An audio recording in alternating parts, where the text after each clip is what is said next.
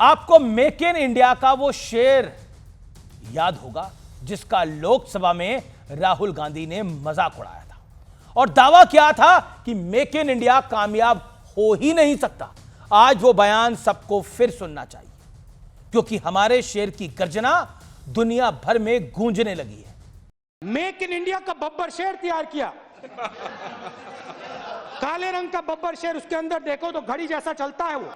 आज हिंदुस्तान में आप made in India, made in India, made in India की बात करते रहते हो, मेड इन इंडिया हो ही नहीं सकता। आज जो लोग पूछते हैं बीते 11 साल में क्या बदला है, मेक इन इंडिया से क्या हासिल हुआ है, उन्हें इजराइल की लेटेस्ट विश के बारे में जानना चाहिए। वही इजराइल जिसने साल 2012 से 2022 के बीच भारत को 2.9 अरब डॉलर यानी 2421 करोड़ रुपए के हथियार बेचे हैं। लेकिन अब इजराइल भारत से कुछ खरीदने जा रहा है। इजराइल ने भारत की डिफेंस मैन्युफैक्चरर कंपनी नाइब लिमिटेड के साथ 150 करोड़ डॉलर का एक बड़ा सौदा किया है। उन्होंने इस कंपनी को यूनिवर्सल रॉकेट लॉन्चर का ऑर्डर दिया है। इन रॉकेट लॉन्चर्स की रीच 300 किलोमीटर तक है, यानी सेलर अब बायर भी बन गया है।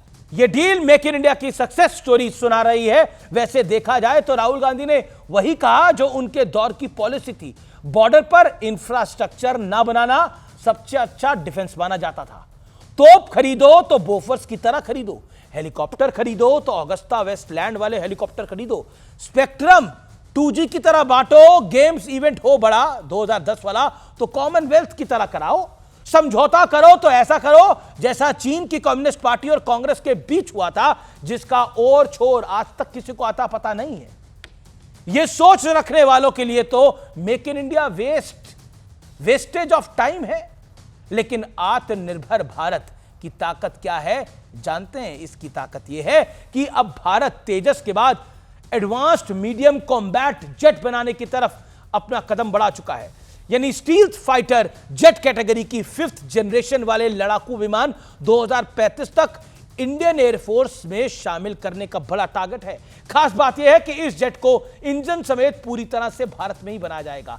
निचोड़ यह है कि मेक इन इंडिया ने भारत को दुनिया का मार्केट बना दिया है और पारिवारिक दुकानों पर परमानेंट ताला लगा दिया है। मेक इन इंडिया का शेर दहाड़ रहा है और इसका विरोध करने वाले शायद चुपचाप इसे निहार रहा है।